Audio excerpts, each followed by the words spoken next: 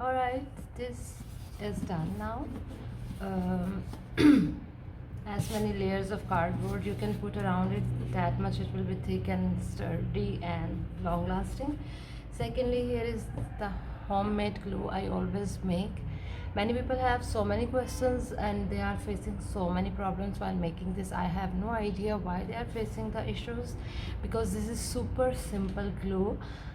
I just, without any measurement, I have took almost this much water, and I added the flour in normal tap water without any measurement also, and then I mixed it with stirring spoon, and then mixed the flour properly in the water. I put it on fire, on low fire. I added the sugar as well without measuring, and I again stirred it. When it started to be bubbles and thick, little bit like water, flour started to be sticky with the water, I added little bit of lemon juice or vinegar, and then baking soda. Once you add it, the reaction will happen. It will start to be bubbly and foamy. It will start to come up.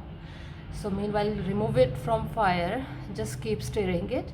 Put it back on fire until it is thick like this. Simple is that.